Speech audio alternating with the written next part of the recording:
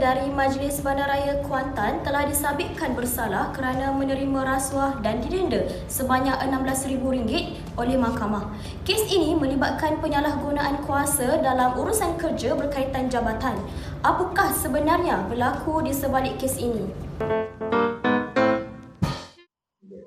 Kita ada projek penyelenggaraan yang perlu disiapkan dengan segera. Jadi, saya nak keputusan ni dibuat dengan cepat. Baik Tuan, setakat ini ada beberapa kontraktor syarikat yang layak mengikut penilaian kami. Dalam masa yang sama, kita kena pastikan semua proses yang kita buat tu mengikut prosedur yang betul. Sebenarnya, saya dah tentukan syarikat mana yang saya nak jalankan projek ni.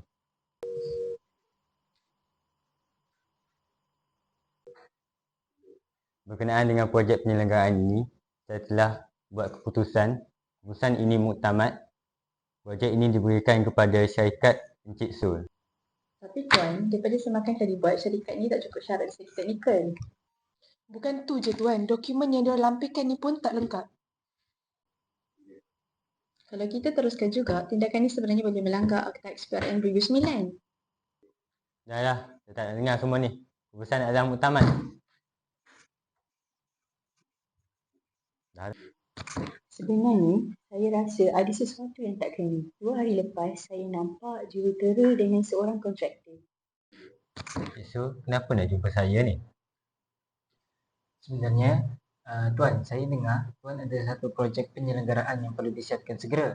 Jadi syarikat kami berminatlah terhadap projek tersebut. Macam mana Tuan? Betul tu Encik Sul. Walaupun banyak syarikat yang memohon, saya masih memilih untuk luluskan mana. Macam mana kalau kita, ini semua akan jadi milik Tuan kalau Tuan luluskan syarikat kami. Ini perkara mudah Tuan. Dengan benda ni saya akan luluskan syarikat Tuan dengan segera. Macam tu yang saya nak. Ya, jadi kita sepakat Tuan. Sepakat.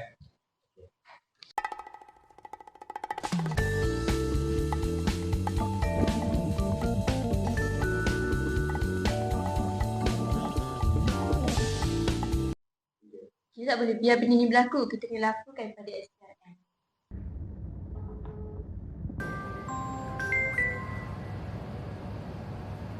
Hello. Hello. Saya Ifah daripada syarikat Mega Holding. Saya ingin melaporkan kisah laku dekat syarikat kami. Salah laku apa ya, Cik? Nanti saya akan sertakan bukti, gambar dan video yang saya ambil pada hari kejadian. Okey, baik. Terima kasih kerana melaporkan perkara ini kepada kami. Kami akan jalankan siasatan dengan segera. Terima kasih. Sama-sama. Tuan, macam mana syarikat saya? Dah lulus ke belum projek tu? Benda simple Tuan. Simple Tuan. Mana Tuan? Awak seorang je ke minum? Tuan, kami dari SPRM. Anda berdua ditahan kerana bersyaki telah terlibat dan teraktiviti memberi dan menerima rasuah. Ini semua salah faham. Betul, ini semua salah faham. Mana bukti? Bukti telah mencukupi dan anda akan dibawa untuk siasatan. Ini, telefon ni.